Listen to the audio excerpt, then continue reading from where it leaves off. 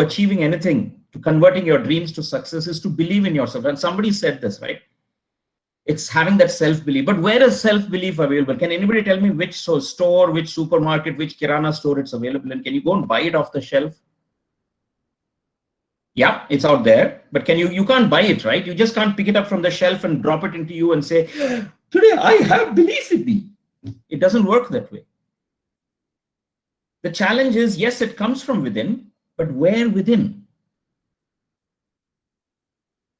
And where do we lose it? If it is within, how can we lose it? The key to belief, in my opinion, is to find a coach or a mentor. In the example that Tanmay spoke about, I found a guitar coach.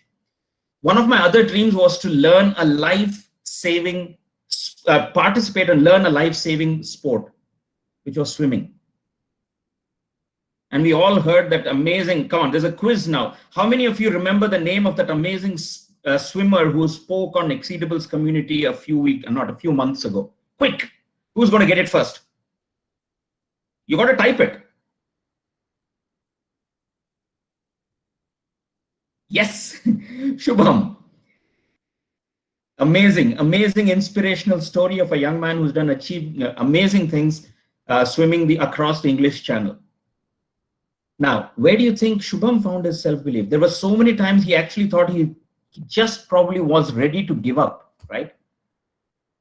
But he realized it is just in that next, he had to just swim across to that next one little piece. I forget the phrase that he used, but he said it so beautifully.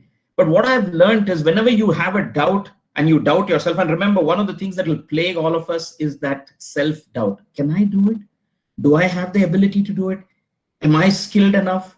Will somebody trust me? When those doubts come into your mind, the best thing to do is to find a mentor, a coach, a teacher, whoever it may be. And it could be your parent, it could be your sibling, it could be a friend, it could be anybody who you see who has walked on that path before. When I wanted to learn swimming, the first time I went to learn swimming was in Dubai. I went to a club here, a very famous club here called Al Nasser, a leisure land. I went there. I signed up for 8 lessons of swimming. I started learning how to swim. I had a coach who was a former Olympic swimmer. So obviously I was learning from the best. Now he taught me how to swim.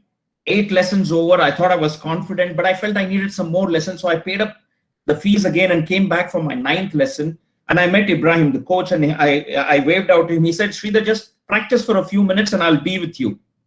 So I said, okay, I know how to swim, and I dived straight into the pool. Now, I wasn't that great a swimmer. A few meters later, suddenly a doubt came into my mind that said, Sridhar, are you sure you can cross this swimming pool? And suddenly I froze. I literally froze. And you know what happens in swimming when you freeze? You start going downwards. Suddenly my feet touched the bottom of the swimming pool. And I was saying, that's not where I should be. I should be on top of the pool, right? I should be on top of the water.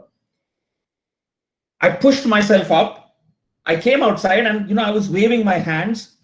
And I noticed the lifeguard who sits around every pool, he just waved back at me, okay? He said, and I went down back again. This time when I came back up, I had no strength to wave out. Luckily, somebody pulled me out. The next thing I remember, they were pushing water out of my body, and I just came to like this, and I said, oh my God. Now the voice in my head was telling me, Sridhar, you can't swim. You can't swim. Anybody has heard that kind of a voice in anything that you wanted to do? You wanted to achieve something, and it said, you can't do this. You can't do this. It took me 15 years before I came back to swimming. And this was because my daughter was learning swimming, and she had this amazing swimming coach. She came and told me, Dad, I have a swimming coach. And I said, what's her name? She said, Anne-Marie. I said, I want to meet Anne-Marie. Now I was excited. I went to meet Anne-Marie. But Anne-Marie was the 6 feet 5 inches tall South African swimmer who was built like a bull.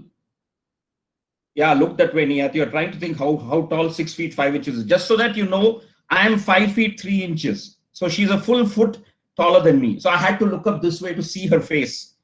And she said, Sridhar, I heard you've learned swimming before. I said, yes, I have. She said, go get into the pool, start swimming. I said, what now? She said, yeah, go ahead, start swimming. I said, oh, okay. I went, I changed, I came back. I got into the shallow end of the pool, you know, the shallow end of the pool where the water comes up to your knee level. And I just went flat on the water and started acting as if I'm swimming. And then suddenly I stopped. I realized I was exactly in the same place where I started.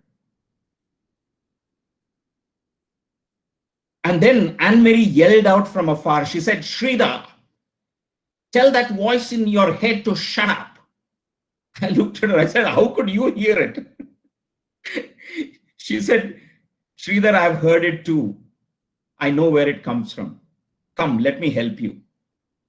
And then she held my hand first, and then she just put her palm underneath my stomach and let me swim. And I swam across the pool. Within 2 weeks after that, I was swimming like a fish.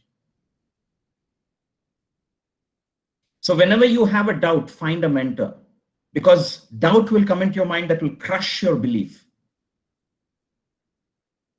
And it is a coach, a mentor, a teacher, a guru who will help you cross that important, that obstacle in your life.